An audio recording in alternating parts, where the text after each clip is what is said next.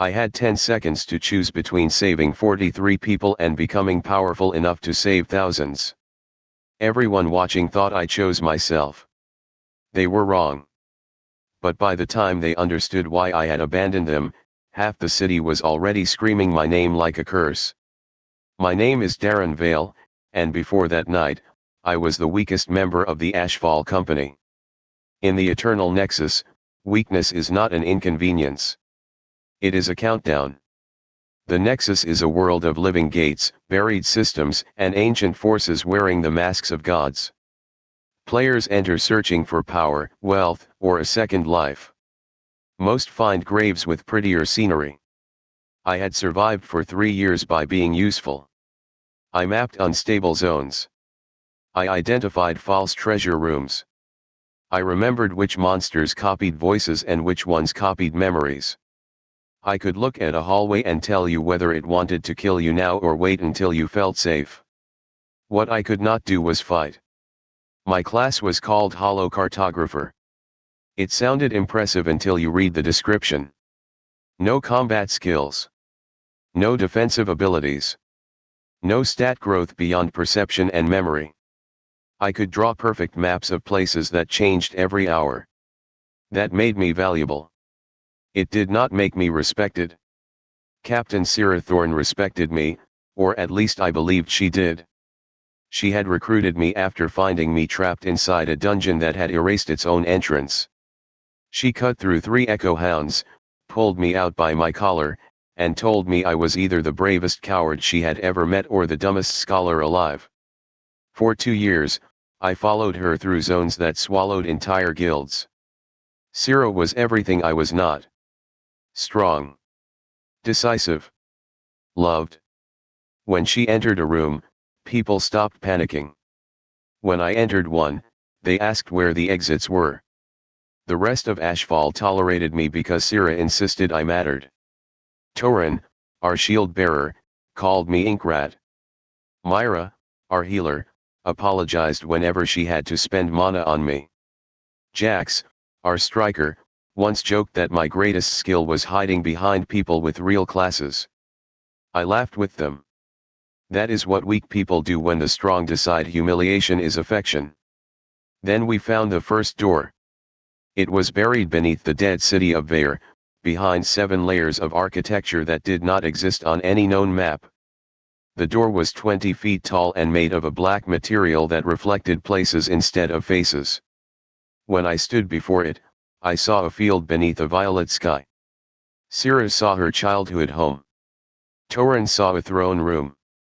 Myra refused to say what she saw. Across the center of the door were 3 words written in a language no player had translated. I understood them immediately. Only one returns. I should have warned them then. Instead, I lied. I told Sierra the symbols meant the chamber required a single guide. Part of me believed it. The other part was terrified that if I told the truth, she would send me away before I learned why the door had spoken only to me. The moment I touched it, the city woke up. Every window in Vair opened at once. There had been no glass in those windows for centuries.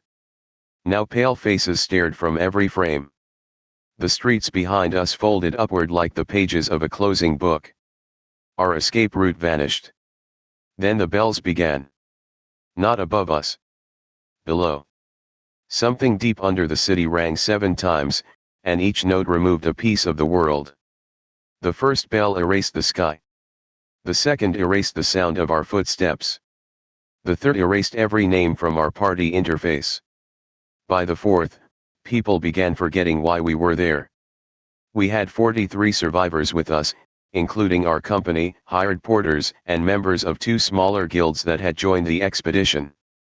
When the 5th bell rang, they turned on each other. Not because they were possessed. Because they could no longer remember who was a friend. I climbed onto the base of the black door and shouted until my throat burned. I told them to tie themselves together. I told them to write their names on their arms. I told them to repeat one sentence. We came together. We leave together. Sierra took control. She always did. Within a minute, the survivors were bound into groups, weapons lowered, names written in ink and blood red dye. Then the sixth bell rang. The first door opened. There was no chamber behind it. There was a staircase descending through a sea of stars. A system message appeared in front of me. First air candidate identified. Class compatibility confirmed. The hollow cartographer was never designed to map places. It was designed to map possibilities. Then the offer appeared. Enter alone and claim the path of the gatekeeper. Remain, and the first door will close forever. Estimated survival of present group if candidate enters, 11%. Estimated survival of present group if candidate remains, 94%. I stared at those numbers until they blurred. Enter, and most of the people behind me would die. Stay, and nearly all of them would live. The choice looked simple. It was designed to look simple. Syrah saw my face. What does it say? She asked. I told her. All of it? For a moment, nobody spoke. Then Torin laughed. It was not a kind laugh. Well, that is easy, he said. Close the door. Myra nodded immediately. Jack stepped between me and the stairs. Syrah did not move.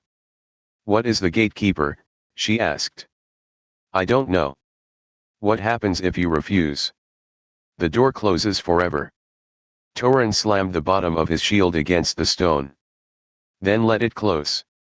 I looked back at the survivors. 43 exhausted people. Some injured. Some crying. Some repeating their names because they were afraid the seventh bell would take them away. They looked at me like I was holding a blade over their throats. Maybe I was. Then a second message appeared. It was visible only to me. Local survival projections do not include cascade events. Gatekeeper path unclaimed. First seal failure in 19 days. Projected casualties 2.8 million. Second seal failure in 63 days. Projected casualties unresolved. My hands went cold. The choice was never 43 people against me. It was 43 people against a city. Maybe against the entire Nexus. But nobody else could see the warning. When I tried to share it, the text vanished from my interface. System information restricted to candidate. Of course it was. The Nexus did not want a hero. It wanted someone willing to be hated. Syrah stepped closer. Darren, close the door. I can't. Her expression changed. Not much. Just enough.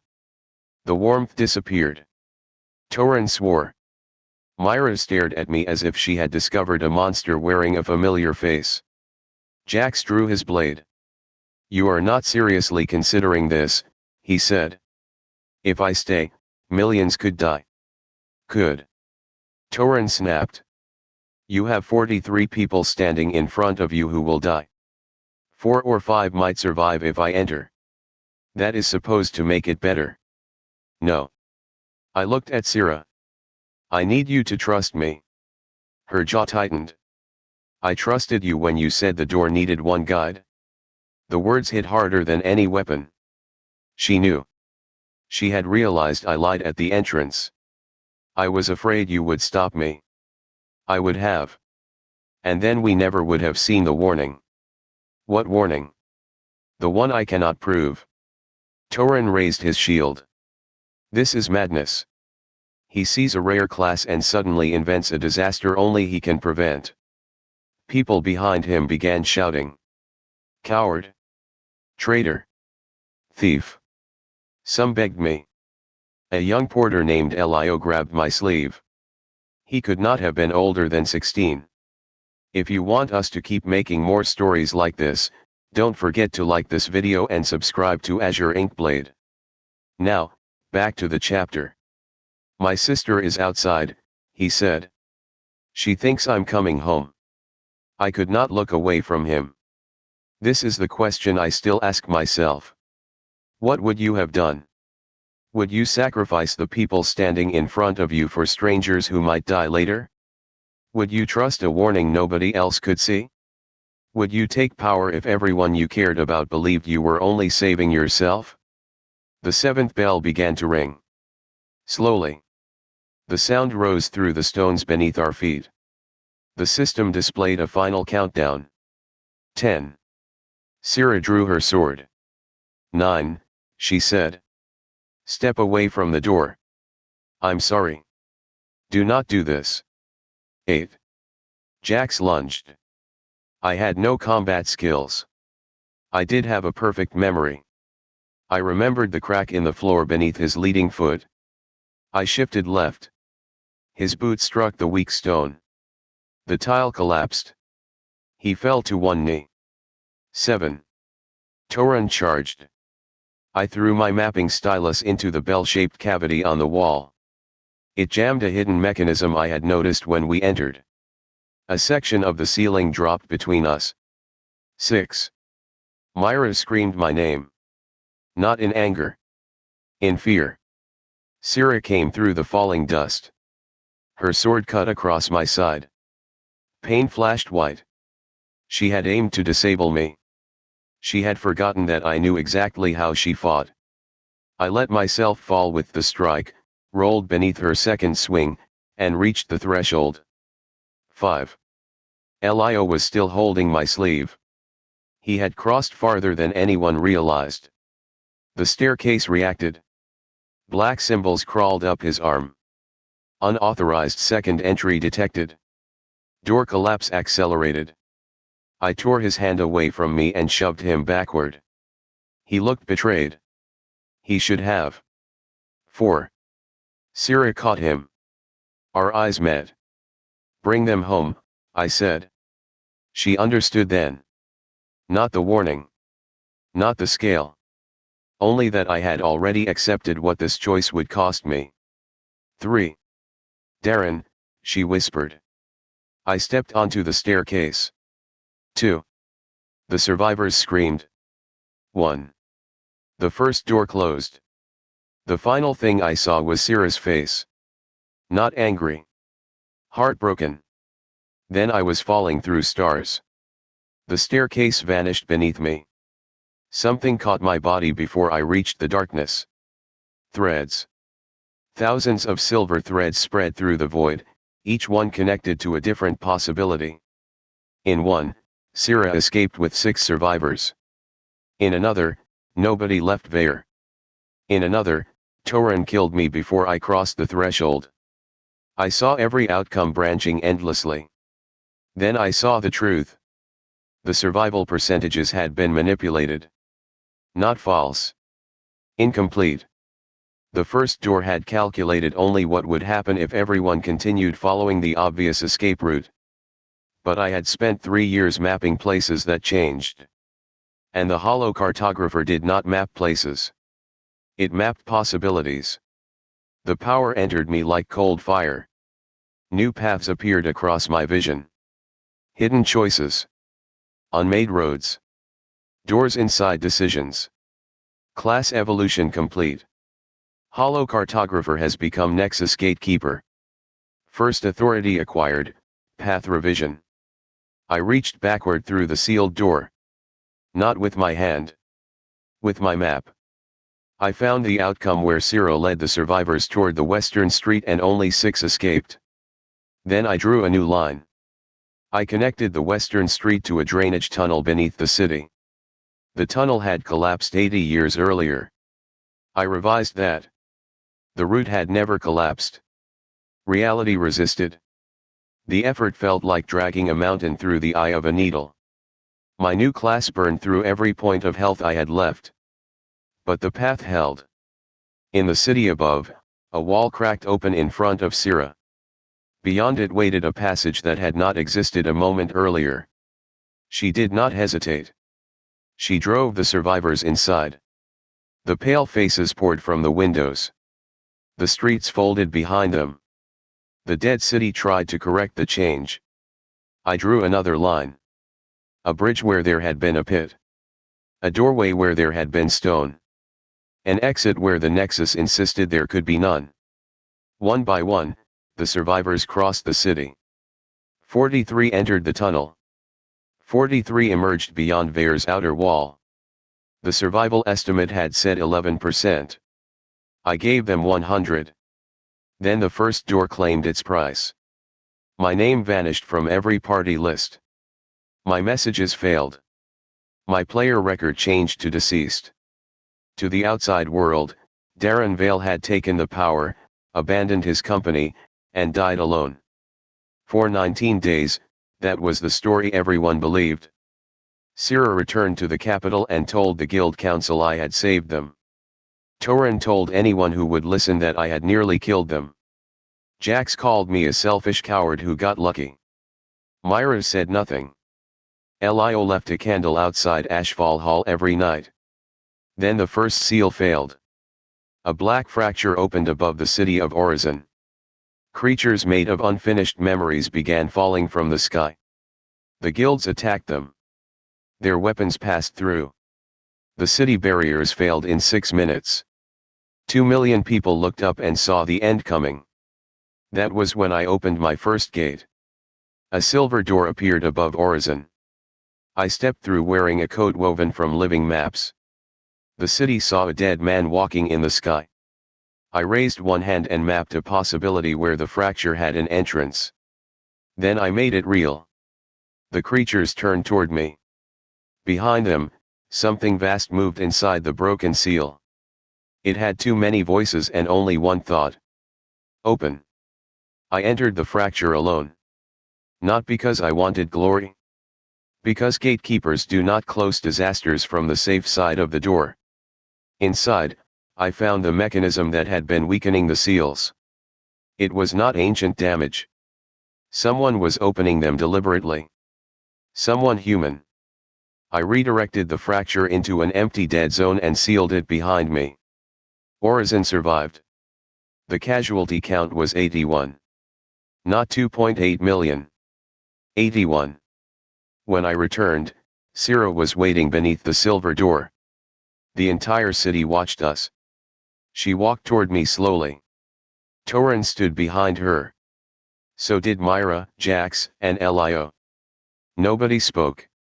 Sira stopped an arm's length away. You knew, she said. I believed. You let us hate you. I did not have time to convince you. Torin lowered his eyes. Jax looked like he wanted to apologize but had never learned how. Myra started crying. Lio stepped forward and punched me in the chest. It barely hurt. You could have told me the shove was part of the plan, he said. It wasn't. That made him laugh.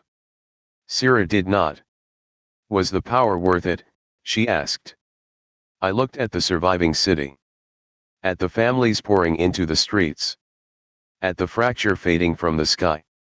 Then I looked at the people I had left behind. No, I said. But the lives were. That is the part people misunderstand about sacrifice. A good choice does not always feel good. Sometimes the right decision makes you look selfish. Sometimes saving the most people means breaking the trust of the ones closest to you. Sometimes there is no path where everyone understands. There is only the path where they survive. I thought claiming the gatekeeper's power had ended the test. It had only opened the first door. Because deep inside the fracture, I had seen a shadow standing beside the broken seal. It wore a human shape. It carried a map identical to mine. And somewhere beyond the Nexus, a human hand reached for the first door.